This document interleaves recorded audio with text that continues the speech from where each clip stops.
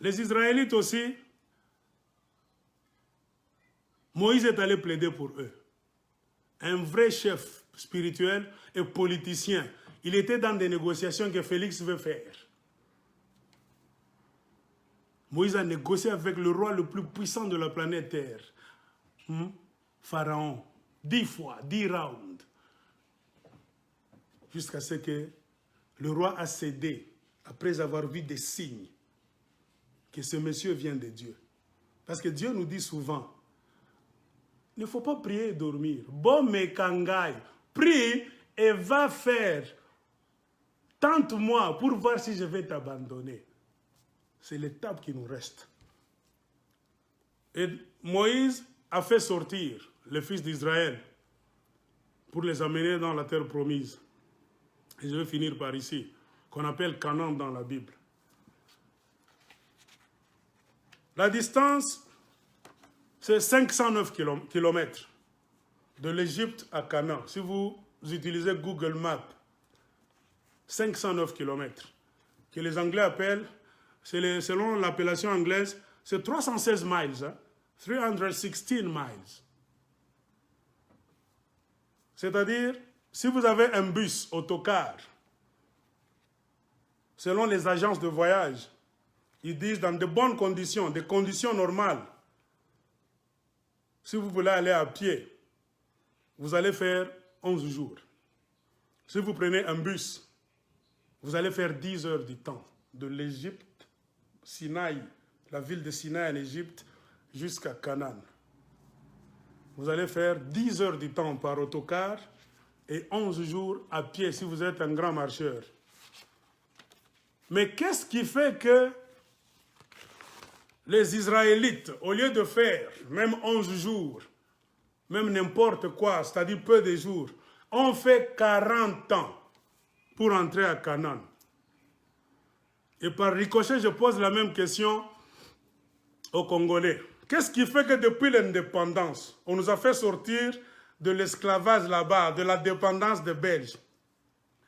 Qu'est-ce qui fait que jusqu'à aujourd'hui, après plus de 40 ans, c'est 60 ans aujourd'hui, nous ne sommes pas parvenus à entrer à Canaan? J'ai dit, je vais vous prêcher aujourd'hui. Parce qu'il y a trop de pasteurs, blablabla, vous supportez le mensonge, le mal, vous pensez que les Congolais... Nous savons la Bible, nous tous. Quand nous n'en parlons pas, ça ne veut pas dire que nous sommes des idiots. Lumumba est mort. Il nous a libérés. Il a donné l'indépendance, il a été sacrifié. De la même manière que Moïse a libéré les fils israélites de l'Égypte, il est mort, enterré en dehors de Canaan. Lumumba n'a jamais goûté à ce qui s'est fait au Congo. Moïse n'a pas goûté à ces histoires-là, le Moïse de la Bible. Mais ma question c'est quoi? Pourquoi est-ce que les Israélites ont fait 40 ans au lieu de 11 jours à pied, 10 heures du temps par autocar? C'est la même chose qui est en train de nous arriver au Congo.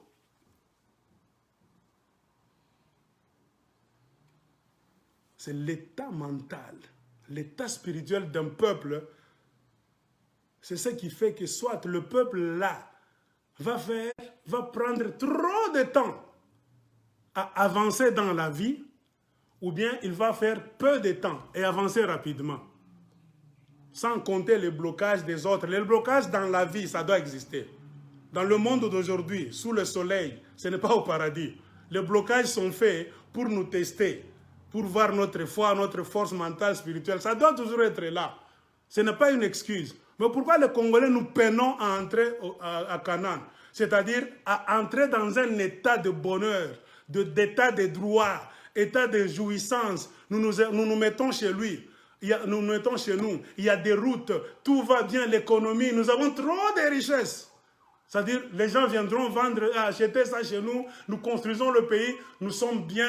Nous commençons maintenant à employer même les Blancs, venir torchonner les routes comme Kadhafi le faisait. Pourquoi nous traînons pour entrer dans cet état de bonheur-là, qu'on appelle Canaan? La même chose avec les Égyptiens. Pourquoi? Parce que Moïse les avait fait sortir physiquement. Mais mentalement, spirituellement, ces gens-là n'étaient pas connectés à ce que Dieu voulait leur dire ou bien leur faire. Leur esprit n'était pas encore bien connecté à la réalité divine. Et Dieu ne peut jamais permettre à quelqu'un d'avancer dans cet état-là. Et nous, Congolais, nous peinons à évoluer, à construire notre pays. Beaucoup de pays sont avancés. Ils étaient pauvres en 70. Aujourd'hui, ils sont des superpuissances. C'est notre état mental et spirituel. Quand un Rwandais entre au Congo, il s'impose à Zaire Sourubero. Vous dites, vous voyez à quel niveau vous êtes encore, hein? Vous avez beaucoup de choses à apprendre. C'est ça la réponse. Les Israélites aussi avaient beaucoup de choses à apprendre. Pourquoi? C'est Moïse lui-même, avec un petit groupe de gens, qui connaissaient le Dieu-là de la Bible. Yahweh, Jéhovah, tout ça. Les Israélites, là, ne les connaissaient pas. C'était des gens qui étaient nés, grandis, ils ont passé toute leur vie en Égypte. Ils n'avaient aucune révélation sur ce Dieu-là. Seul Moïse, avec le petit groupe de gens qui l'accompagnaient pour aller libérer cette masse ignorante là-bas, esclave de l'Égypte. C'est-à-dire qu'il n'y avait aucune connexion entre ces Israélites-là et Dieu. Ils étaient Israélites de nom seulement. Il n'y avait pas de connexion spirituelle. C'est pour cela qu'ils ne pouvaient faire quoi que ce soit. Et d'ailleurs, pour preuve, la plupart d'entre eux demandaient de retourner encore en Égypte. Nous étions en train de manger de la viande. Nous étions bien Moïse. Pourquoi tu nous étais venu nous prendre? Ils ne comprenaient pas le plan de Dieu. Vous voyez? De même avec les Congolais. Beaucoup de Congolais aujourd'hui disent qu'ils veulent rentrer au Zaïre. Ils ont même le drapeau du Zaïre. C'est la même chose. Hein? Or, si nous reculons dans le passé, nous nous plaignons, nous tous, que Mobutu nous faisait souffrir. Il y avait la misère, article 15 de Brievou, corruption, oligarchie, mauvaise gouvernance. Ça a commencé avec Mobutu. Si notre cerveau n'est pas bien fixe, au beau fixe aujourd'hui, ça n'a pas commencé aujourd'hui. Ce sont les séquelles que nous avons héritées d'après l'indépendance, le règne de Mobutu. De la même manière avec les Israélites. Dieu voulait d'abord que les Israélites puissent le connaître. Ils ne le connaissaient pas. C'est pour cela, comprenez, Dieu faisait tout pour qu'ils puissent le connaître. Il a fait trop de miracles. Dieu ne fait pas trop de miracles visibles chaque fois, non. Il le fait devant quelqu'un qui ne le connaît pas. Un homme qui connaît Dieu convenablement n'a pas besoin de beaucoup de miracles physiques pour croire. Mais ces gens-là ne connaissaient pas Jéhovah, Yahweh encore. C'est pour cela que Dieu faisait intervenir sa parole avec des actions de puissance pour que donc celui-ci peut faire tout, hein. Il peut nous donner ceci, il peut faire cela. Pourquoi hésiter? Suivant Moïse qui est en train de nous conduire. Dieu voulait ensuite que ces gens-là soient organisés. Ils n'étaient pas organisés. Ils étaient comme des animaux là-bas. Ils n'étaient pas organisés. Organisés comment? En société. C'est pour cela que ça a pris du temps. Dieu a dit, je ne veux pas les faire entrer au Canaan. Ils ne verront pas le bénéfice de Canaan. Qu'ils restent d'abord ici. Je vais les éduquer, les brosser, les laver spirituellement, mentalement, pour les laver. Et au même moment, quand Dieu allait faire ça, ils allaient connaître qui est Dieu. Dieu allait maintenant les organiser en société bien définie. Parce que le Dieu, ce n'est pas un Dieu de désordre. Ils allaient entrer comme ça. Qui allait faire quoi à Canaan? Vous voyez encore un autre problème. C'est pourquoi Dieu voulait les organiser en prêtres, en rois, en juges. Il a créé une société là, bien définie. Dieu a fait, telle famille, vous serez des prêtres. Telle famille, les rois vont commencer à sortir de chez vous. Telle famille, vous serez des juges, tout ça. Telle famille, Dieu a organisé tout très bien. Dans le désert, dans la souffrance d'abord. Dieu est en train de nous organiser, nous tous les Congolais aussi. Pourquoi est-ce que nous n'attrapons pas le bonheur aujourd'hui? Nous ne sommes pas organisés. Nous ne connaissons pas pourquoi nous devons avoir le bonheur. Qu'est-ce que nous devons faire pour être bien? Remarquez que nous parlons entre nous Congolais, on se contredit. Même 1+1. Un Congolais qui a étudié va te dire ESA 100 pour plaire à un politicien. Vos magistrats là-bas, une même loi, l'article d'une loi, sans interprétation. C'est-à-dire ils ne sont pas éduqués. C'est comme les Israélites venant de l'Égypte. Ils n'étaient pas éduqués. Ils ne connaissaient pas Dieu. C'est pour cela que Dieu devait aussi écrire sa parole. Les prophètes, là, les Moïse ont commencé à écrire les Deutéronomes, les lois de Dieu, les 10 commandements, tout ça. C'est quoi les 10 commandements? C'est la constitution. Dieu, ce n'est pas un Dieu de désordre. Vous allez entrer au Canaan. S'il n'y a pas de constitution, s'il n'y a pas de loi, s'il n'y a pas de tu ne feras pas ça, tu feras ça, ça sera une société des animaux. Comprenez pourquoi Dieu a traîné, a stoppé ces gens-là. Non, non, non, non, non. Ils ne vont pas entrer à Canaan aujourd'hui. Nous aussi, Congolais, nous ne parvenons pas à entrer dans un état de bonheur, un pays organisé, parce que nous sommes encore des arriérés sur le plan intérieur. Comprenez pourquoi Dieu permet, il laisse parfois les Rwandais venir nous tabasser. Beaucoup d'entre nous, on ne savait pas qu'on a un pays riche. On ne savait pas qu'on a un pays qui a beaucoup de gens en vie. Hein? Dieu maintenant laisse des gens entrer. Hey, les coltons, les Américains font ceci. Vous en aviez tous, chaque fois. C'était là, sous vos pieds tous les jours. L'or, le diamant, vous aviez ça. Pourquoi vous ne saviez pas que c'est la richesse? Il a fallu que Dieu vous laisse un peu dans un état d'ignorance. Comme vous voulez vous plaire là, restez d'abord là. Il va vous apprendre par les actes. Quand vous verrez les armées étrangères venir, ils cherchent quoi? Le coltan. Le coltan, c'est quoi? On peut faire ça. Maintenant, nous sommes en train de parler, nous tous, sur YouTube, sur Facebook. Dieu est en train de nous éduquer maintenant, de nous laver le cerveau. D'enlever l'imbécilité que nous avions. Même dans le gouvernement, le règne de Mobutu. C'est là où il y avait l'imbécilité collective. On chantait et dansait, les Sakayonsa. Et la musique. Heureux le peuple qui chante et qui danse. On ne savait pas les composants de notre pays. Jusqu'aujourd'hui, nous commençons à apprendre. Beaucoup de Congolais de Kinshasa ne savaient pas que le Kivu, il y a combien de tribus. Moi, à plusieurs reprises, il y a des gens qui m'ont dit, est-ce qu'il y a ça Congolais? Donc, tu vois un Congolais, pour être Congolais, être accepté, il faut qu'on le lingala. En dehors du lingala, Congolais. Tu vois, on ne se connaissait pas. Même ces gens, ils ne se connaissaient pas. C'est pourquoi Dieu voulait les moudre, les mettre dans une, donc, les fabriquer. Fabriquer quoi? Son peuple. Il n'était pas encore son peuple. Dieu avait une idéologie déjà. Je vais les fabriquer dans le désert, sous la chaleur, dans le sable, le manquement. Il n'y a pas de nourriture. Je vais leur prouver que je suis le plus grand, le miraculé. Je peux les nourrir dans le sable, dans le désert. Je peux faire sortir de l'eau. Je peux donner de la manne, même à partir des miracles. Si vous ne me comprenez pas, vous ne pouvez pas me croire par la foi. Vous ne me connaissez pas. C'est pourquoi il a donné des coups de bâton, leur donner des choses miraculeusement, pour bailler d'abord. Et il y a eu ceux qui l'ont connu à partir des miracles, qui ont eu la foi et dit, viens oyo, à cause de la vie sur biloko, danser, tous en confiance. Mais les autres là, les fils de la perdition, eux ne rêvaient que de l'Égypte.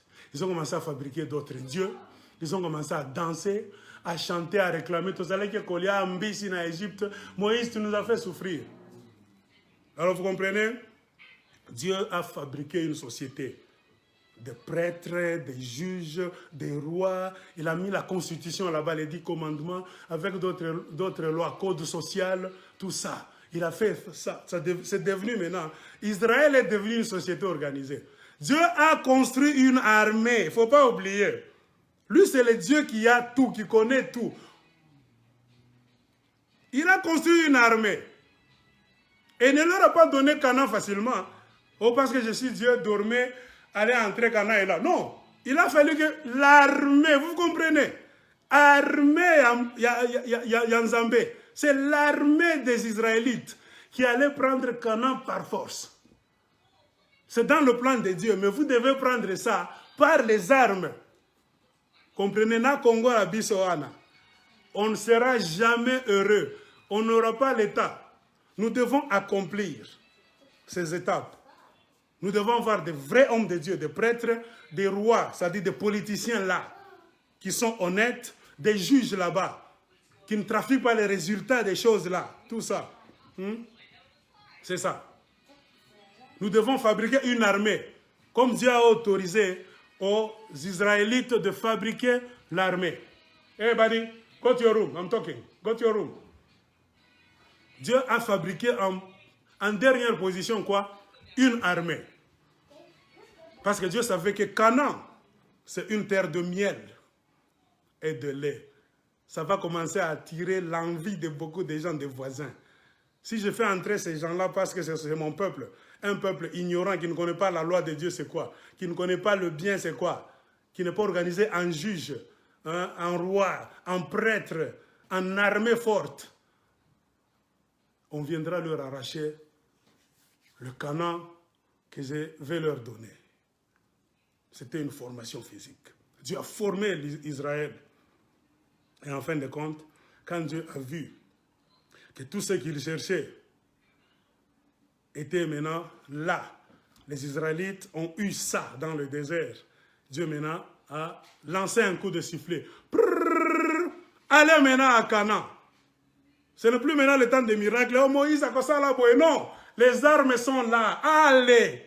Josué, commandant général, allez prendre Canaan.